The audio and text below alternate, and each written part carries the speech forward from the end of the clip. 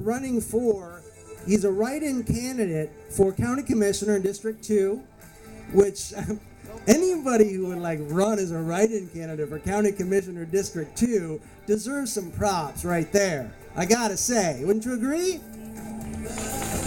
All right, so, but he is running that, and he knows that a lot of y'all, are y'all liberal? Who out there is a liberal? So not many liberals. Okay, so he was wrong in his assumption there would be a lot of, any conservatives out there? So really, we got a lot of ambivalent people. Okay, fantastic. This is going to be so easy for you, Pete. Nobody cares. So, so I want to introduce my good friend. And tonight, if nothing else, I'm really trying to do something historic here that has never been done. That's collaborative politics. It's, you know what, let's have fun with this process of creating our community. And something historic did happen tonight where Pete and I agreed on two things.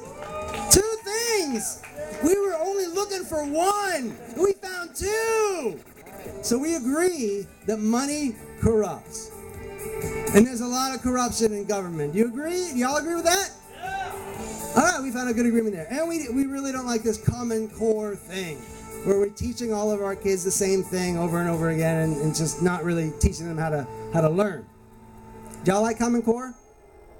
No. Okay. Do y'all not like Common Core? All right, again we have ambivalence. Wonderful. Yay. Democracy is fantastic. All right, let me introduce to you Pete Tyson. Give him a round of applause. He's our first political candidate to come to the soapbox tonight. There you go, sir.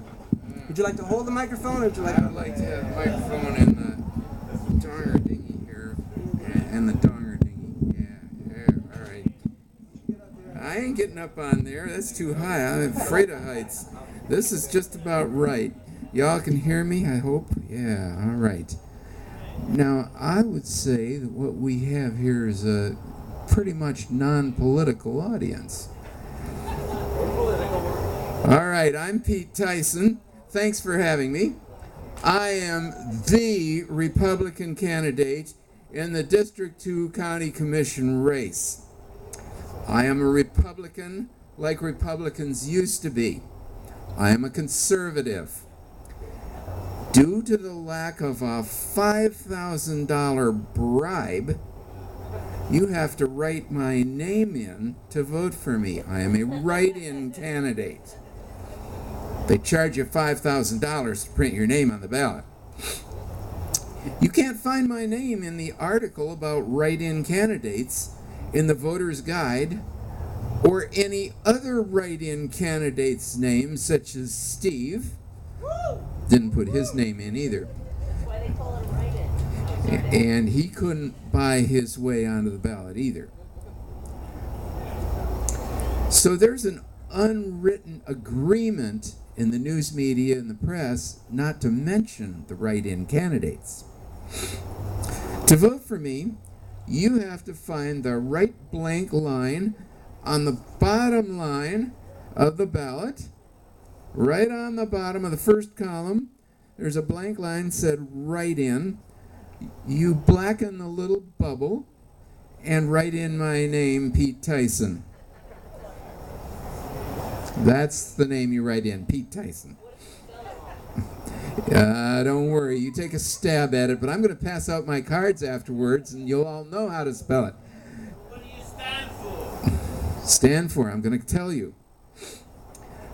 I promised Susan Nylon I would talk about DUI in my barroom speech. This is close enough to a barroom, isn't it? Yeah, all right. So nobody here is going to drive home drunk tonight, are they? Nobody would do that. I mention this because the DUI problem in Sarasota is getting worse. There are 35 more this year compared to last year, as of August. Fatalities are also up, almost double.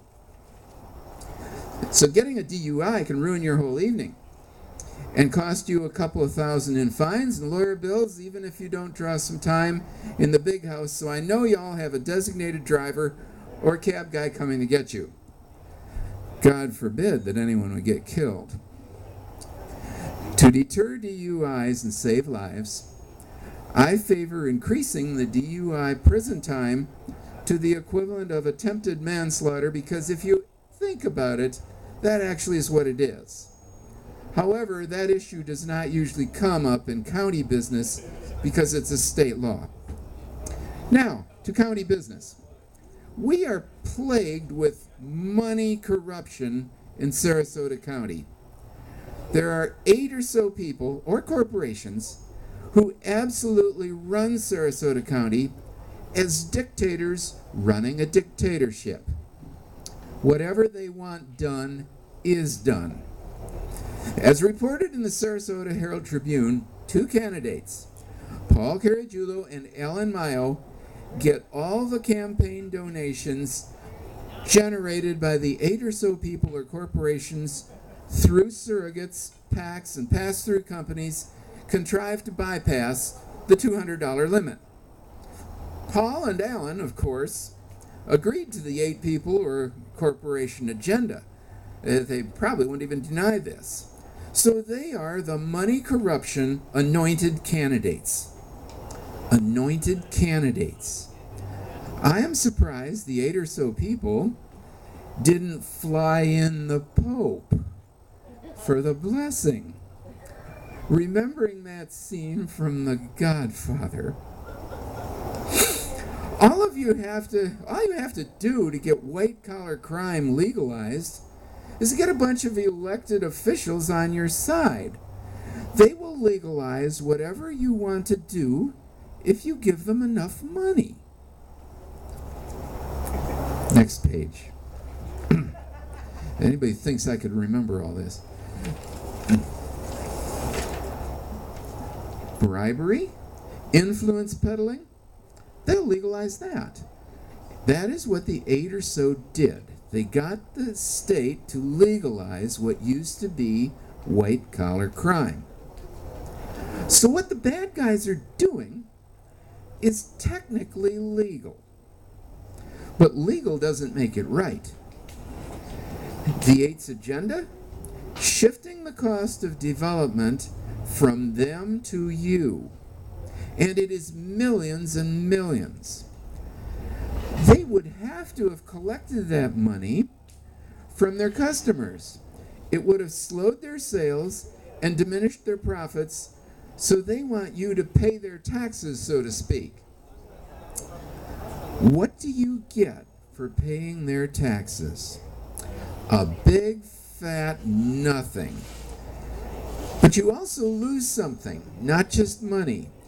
After you pay and pay and pay for 42 years, because that is how long it takes for each project to pay up, while paying, you lose something else. You lose even more because you have to put up with traffic congestion from all the new people for the rest of your life, if you even live dodging all those cars.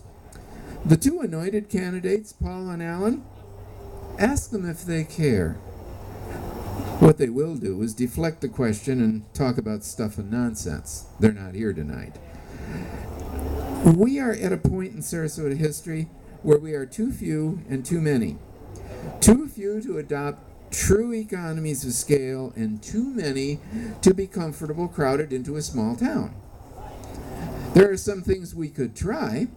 If we could just stop giving cash money to Benderson at $100 million a lick. Well, you or I didn't approve any of that. The 8 or so dictators did. Dictatorship by committee is still dictatorship.